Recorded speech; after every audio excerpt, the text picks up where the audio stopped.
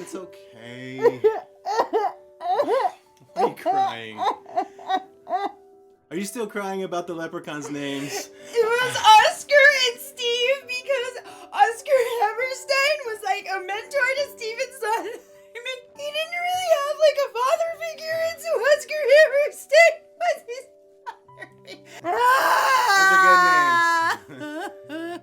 names. By your pupils, you'll be taught. Every day can be a happy beginning. A happy beginning. A happy beginning. Charlie, are you our special Who's your guest? good boy? Are you our special guest Yeah. because you're an old man and you're getting finicky and you want attention? Yeah. Yeah, okay. Greetings, Broadway babies. Hi. Welcome to our final Schmicago Schmiganalysis. We have Charlie Dog here for a little bit until he gets too grumpy with us. He gassed up the happiness bus and came along for a visit. Yeah, so this is the last episode and it's making us feel a lot of feelings. Yeah, it's so true. It's very true. All right, so we just sent Charlie to bed. Yeah, He's that going guy, to bed. he's just not in the mood right now. Too much. And we're very emotional right now because we want to talk about the finale of Schmicago. Yes, good job, everybody. Good job. Hi, I am Jeff. I spent 20 years in the musical theater business doing a lot of the shows that they lampoon on Schmicago. And I'm Emily Clark, and I'm a musical theater multi-hyphenate and a musical theater historian. So this is Schmicago's final episode. Hopefully you've been following all of our Schmiganalyses. If you haven't, there's a whole playlist for both seasons 1 and 2. We were really lucky to go on Broadway by Ghostlight's live stream earlier this week and talk about our predictions for the finale. And we even got to talk to choreographer to the stars, Chris Catelli. Yes, Chris Catelli. And he was amazing. He talked with us for like 2 hours and answered so many questions about all the amazing work he's done. So that video is still available on Mark's channel, so definitely check that out. Yeah, he gave us a lot of insight into their creative process. So just a lot of really cool little stories, little nuggets for all of us Schmicago heads. It was really nice to hang out with him. So here we are. We have come to the finale. So let's talk about it and break down everything that happens and everything we caught. And as usual, if there's anything we missed, just, let us know in the comments. You always do. It's over.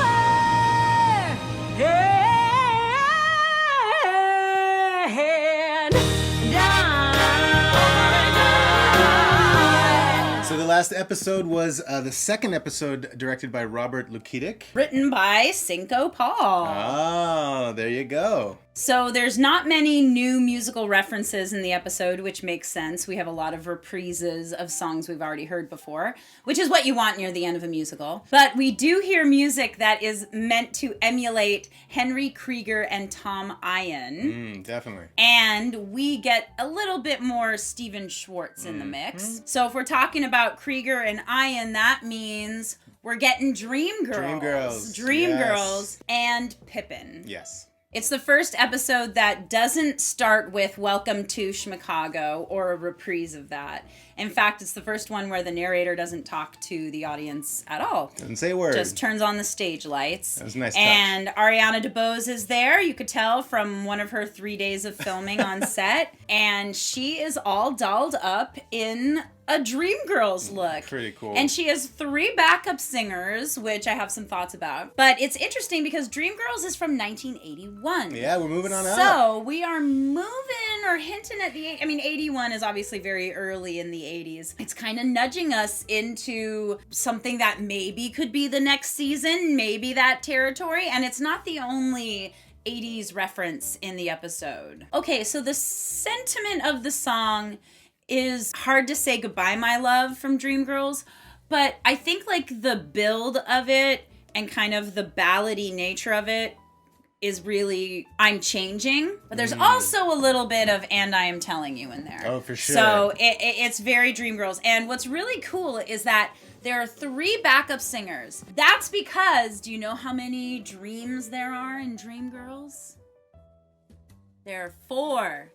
There's the original three. There's Dina, Laurel, and Effie. But then Effie has all the drama with everyone, and she gets kicked out, and she gets replaced with a girl named Michelle. And in Hard to Say Goodbye, My Love, that's like near the end of the show when all four of them kind of come together on stage. So I thought that was kind of a nice little touch that there were four of them for Ariana's number. And it's really cool that he got Dreamgirls in there. I did not see that coming, but I should have. I should have thought about it for 2 seconds.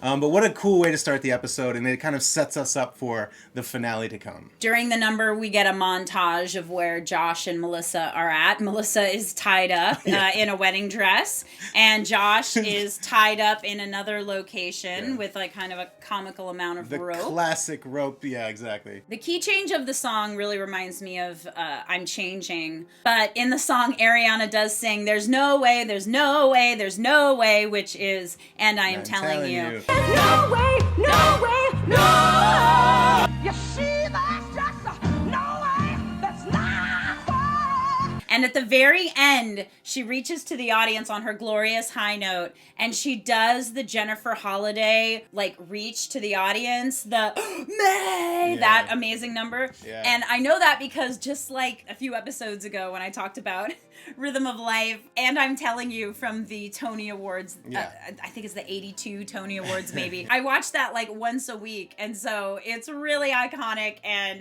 that reach to the audience was just really, really such a great touch. And the backup dancers are doing all kinds of great armography. I'm sure there's some references in there because Chris Catelli said that he puts in just so much stuff. Yeah. But there's a part where they sing about like our love is dead, and they go like this, dead, dead. So that felt kind of Jesus-y to me. So then we cut to Melissa, who is signing all these legal documents because it's just fine to force someone to sign divorce papers and marriage papers and a prenup all at once. Yeah, so Bobby is the one who's giving her the legal papers to sign. So we're getting Jane Krakowski back. And Melissa has to provide a suitable heir, aka no femmes or fatties. So that's pretty funny because that's just like a dating app.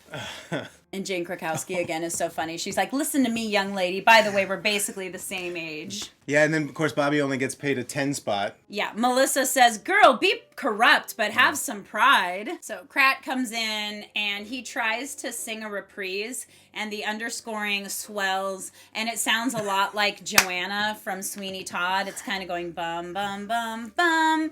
But Melissa's like, oh, no, we're not going to do this. And Krat's kind of sneering at her. And she says, I shut down a dream ballet. I'm not afraid to shut this down. And she does. And well done, too. That guy does not get to, he doesn't deserve to sing anymore. And that's what she did in season 1. She shut down the dream ballet, which was going to be an actual ballet, but they had to cut it. Another thing we learned with our Chris Catelli talk. Yeah. So we don't know what's going to happen with Melissa, but it looks like the wedding is going to be happening. Yes. Josh, meanwhile, is tied up in the furnace under Krat's, I think, power plant. It kind of reminds me of Sweeney Todd, like the basement in Sweeney Todd at the finale, but it also kind of reminds me of Eveline's lair in The Wiz, particularly the windows. I don't know if that's anything, but, you know, I got those vibes. So Rivera is holding Josh at gunpoint, all tied up, and he's just like, once again going into this rant about how jealous he is of these hippies who get to live the lives they want to live, while he has everything put upon him and there's nothing he can do about it. He specifically says that Josh and his hippie friends get to live the life they want to live. And, you know, you can like the life you're living. You can live the life you like. You can even marry Harry but mess around with Ike.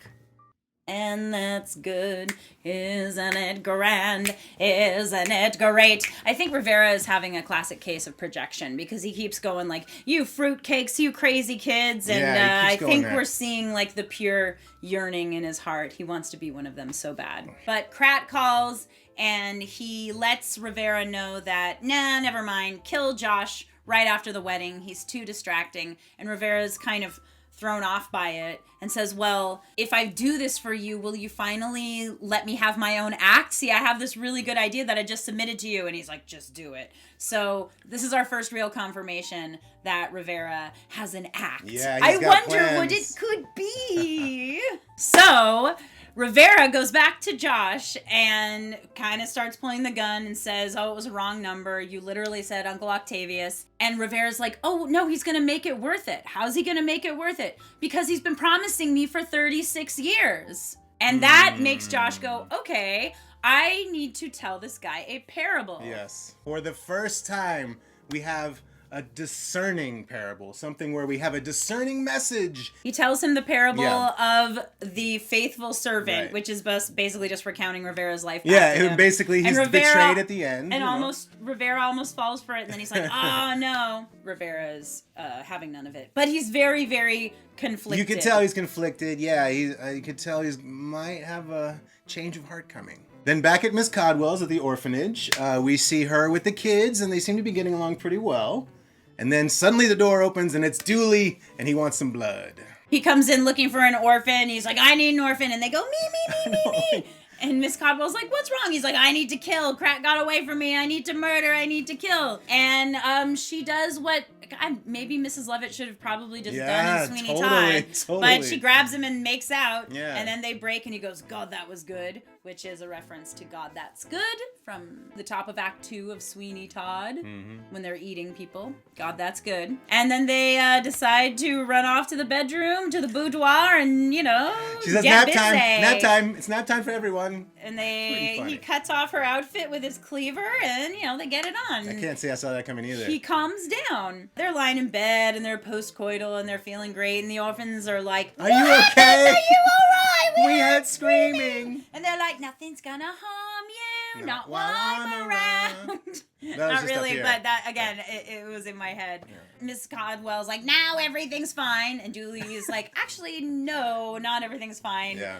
I saw Skinner getting carted away by that Rivera guy who framed me like 20 years ago. Crooked cop, man. Crooked cop. But they're not the only couple in post-coital bliss. At Jenny's apartment, Topher and Jenny are in bed, and they're feeling good. And Topher's like, it's so great to be the student instead of the teacher for once. He's like, do you think there's anything else I could learn about lovemaking? And she's like, yeah. I mean, like, it was great, but, even Picasso kept studying, so. And Topher's like, oh, cool. So that's pretty funny. And then the tribe rushes in. And they're really kind of frantic. They're really worried about Josh. Still don't care about Melissa, though. They make a point to say that. So they get Topher and Jenny on board, and it's time to gas up the happiness bus and go save Josh and Melissa. And I think gas up the happiness bus should just become a new saying, like in the vernacular. Like, I'm in, I'm with it. Let's gas up the happiness bus. Yeah, your street's ahead. You have to ask, your street's fine. Okay, so back in the basement, Josh is kind of stalling for time and just telling parables that he can think of off the top of his head. And when we come back, he's just recounting the Goonies. The Goonies, yeah. How Sloth ended up turning on his family and joined the Goonies and got to share in their bountiful fortunes. So, another 80s reference. But then we get a 90s reference where Josh is like, let me tell you the parable of the dog that was surprisingly good at basketball. Somehow he could play basketball. No opposable thumb. Air Bud, baby. Mm-hmm. Actually, where are my earbuds? Oh, hold on. He always calls them earbuds. It's more fun. Earpods. Sometimes I call them pod AirPods. ears, bud pods. Earbuds bud is pods, perfect. pod buds. Earbuds. But just as Rivera is losing his patience, Topher, Jenny, and the tribe come running in. And Topher and Josh have a really cute, like, I'm sorry, man. Oh, man. I love you, man moment. Topher's Yeah. like, a sour macaroon. I shouldn't have called you that. I mean, I don't even know what that means. I wish he didn't say that because I kind of wish that sour macaroon was like an insult in this world. Me too. But it's still really sweet. It's cool. I'm glad that they're cool. I'm glad. I've loved seeing Keegan and Aaron Tvait's like kind of chemistry, bro chemistry this season. It's a love fest over there. Yeah. Jenny goes to put a flower in the gun, like the Vietnam photo. It's a daisy though, which is her mom's name. I thought that was nice. And speaking of her mom, Dooley comes bursting in with Miss Codwell. So Dooley and Jenny reunite, but Jenny is like, oh no, you killed my mother. And Dooley's like, it wasn't me. And Jenny says, no, I don't believe you. I don't want anything to do with you. And then Dooley says, oh, might as well leave this hell for the next. No, wait! And he goes in to slice his throat, which is, spoiler alert, how Sweeney Todd dies. I mean, he doesn't do it to himself, but he kind of lets it happen to himself. But Rivera stops and he confesses the truth that Krat killed Dooley's wife and that he helped frame him. So Jenny and Dooley get to reunite and they hug and it's so sweet. And it's kind of the happy ending we never got with Sweeney Todd and Joanna. Mm-hmm. So with Dooley and Jenny reunited and Rivera on their side, Josh says, okay, who's ready to stop the wedding? So they all go to the Krat Club, where the wedding is at the moment taking place. And there's a nice new chandelier installed. There is a chandelier, a beautiful chandelier Very hanging big. from the ceiling. Krat and Melissa are at the altar, and the narrator is the one officiating. Figures. And he asks, do you take this woman? And Krat does this Patrick Pagey, very good growl and sneer. And it's so gross and creepy, but it's wonderful. He says, I do. I missed you. But before man and wife, the whole gang rushes in. And Josh says, get away from my wife. Krat tells the officers to arrest him. This is where Rivera comes in and says, no, we've got to stop this. And Madame Frau jumps in and says, you're right, this is going too far. This is too much. And Krat's like, whatever, they work for me, take him away. So they're dragging Josh off, right as Dooley comes running in, screaming, vengeance! He rushes the stage, and Jenny screams, no, Daddy! And somehow he trips, and it flies out of the He cleaver, turns flies to out look of his at her, hand. and he trips, and it flies out, and where does it land? Right on his cape. Right on his tuxedo tails. He's not wearing a cape. It pins his tuxedo tail to the floor, and he kind of is like, Dooley, you're such a loser. Yes. Yeah, How does it and feel? so Dooley starts getting taken away. Melissa sees her chance, but Krat pulls a gun on her, and he's like, oh, no, stay here. And then he says to the narrator, okay, man and wife, get to it, finish it. And this is when we cut to backstage where we see a rope being cut and the chandelier starts shaking. And Josh is like, look out! Melissa runs off stage. The narrator runs off stage, but Krat cannot because he's pinned to the floor with the cleaver. And he looks up and he says, oh shit. And the chandelier falls on him with a giant organ cord. Yes, he got demolished by that chandelier. We're talking about the chandelier from In Phantom, yes. Maybe the definitive 80s musical, if you want to think about it. The 80s chandelier falls on our 70s villain with a mighty thud and a big organ cord. That was pretty cool, pretty cool. So this is just another indication that we're transitioning, or we hope to transition to the next era of Broadway history with this big 80s chandelier. Yeah. Which, by the way, happened to be cut down by Miss Codwell, because she still got the cleaver that he gave her, which is a nice touch. And then there's a couple other nice things here that I like. The fact that Dooley's cleaver was holding him in place means they kind of did it as a team. I also think it's kind of neat that we have like a Sweeney Todd type villain being killed by a phantom chandelier. So we have a 70s Hal Prince character being killed by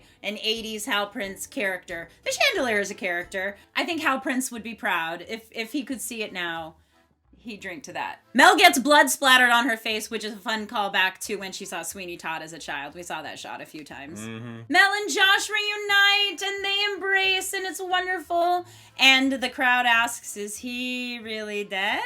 So Melissa goes over to check his pulse. She pops back up and we get a kaput reprise. He is kaput. And it's very Nice, like kaput. Ding Dong the Witch is Dead Yes. in a lot of ways. But the whole crowd is singing it and it's a fun way to bring kaput back into the mix. It's just a wonderful way to use a reprise, like for it to be that connected to the story, having it work with what just happened. It's a really nice callback. It's what you want from a reprise. You want perhaps sometimes a recontextualization of the original intention. Yes. And so that's what we get here. Yeah, it adds dimension, it adds some layers to it. Bobby gets a moment where she gets to put her leg up on the chair and she does pulsing. So, of course, any chance for Jane Krakowski to show off those gams. And we have to end, again, she's our Kenny from South Park, with Joanne. She comes out and sings, "I'll drink to that." All our fan theories was wrong. She's just a gag, you guys. She's just a running gag. Nothing deeper. She's not the beggar woman. She's Kenny from South Park. I'm just happy she's there. She was great. I'll drink to that. Yeah. The narrator speaks to the audience for the first time in the episode, and he gives us a little epilogue on what is going to happen now that all these characters have found their happy ending. Yeah, it's really neat. Madame Frau takes over the club, and so now it's Frau's club. And, you know, she's in charge of all the Fräuleins, and she's in charge of booking the new talent, of course. And so the new talent is Rivera. So we pan to the stage, and we see Rivera in full Rocky Horror Show drag. Rocky Horror came out in London in 1973. The film's from 75, so it's from the era. Perfect. But that's what he wanted to do this whole time. Yeah. He is what he is, and he's singing this song with really dumb lyrics, like, "I want to put on my fishnets and get as wet as the fish gets," which is comparable to anything Richard O'Brien wrote in the Rocky Horror Show. And the stage version is the Rocky Horror Show. The film is the Rocky Horror Picture Show. So, you know, whatever. We're just saying that. Bobby Flanagan's in charge of breaking up Krat's monopolies, and all the tribesters get jobs with her. They're employed Get a now. job. Maybe they don't have to live in a junkyard.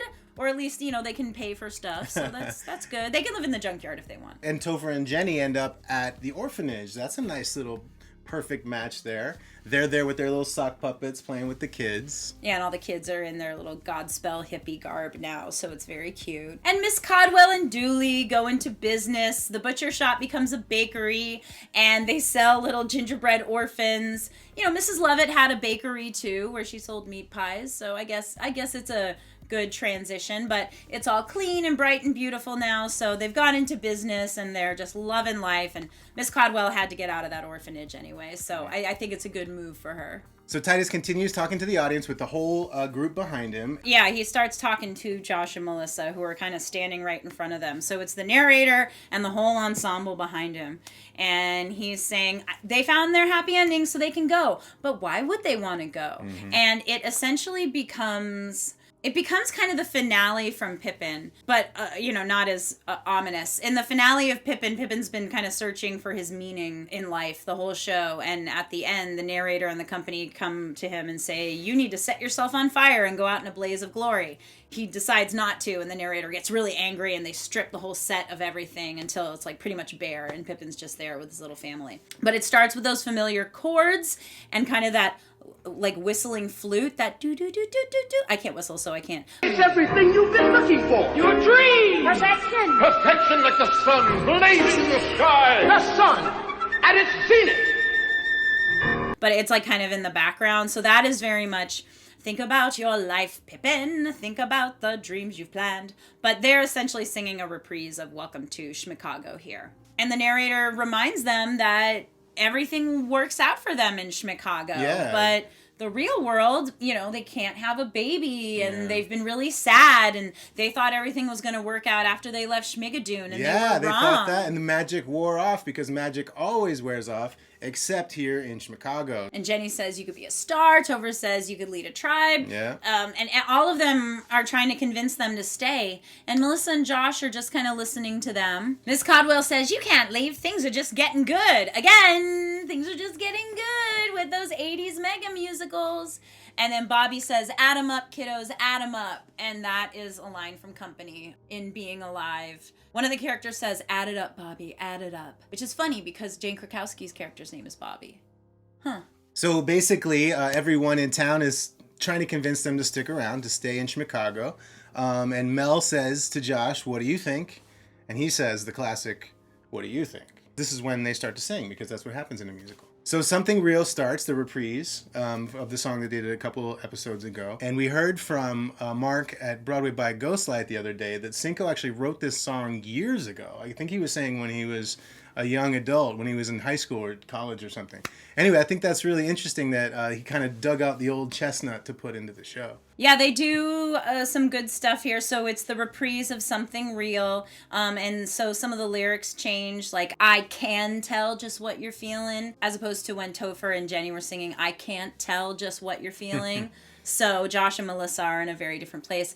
And they're like, magic is great, but you know what? We want something real. We want the real world. We want our lives together. And kind of like what you said earlier, a good reprise also adjusts the context a little bit when it comes back. They've decided to leave, and when they finish the reprise of Something Real, there's kind of a harpsichordish underscoring that sounds vaguely Sondheim-y. I couldn't put my finger on exactly what it is. I'm sure in a few days it'll be revealed to me. It sounded either like Putting It Together or maybe Another 100 People.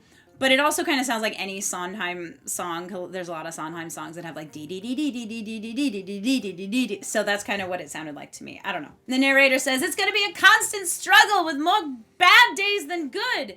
And Josh and Melissa say, yeah, but isn't that what makes it worth it? And poof, the leprechaun appears. They've learned the lesson. And it turns out he needed to trick them.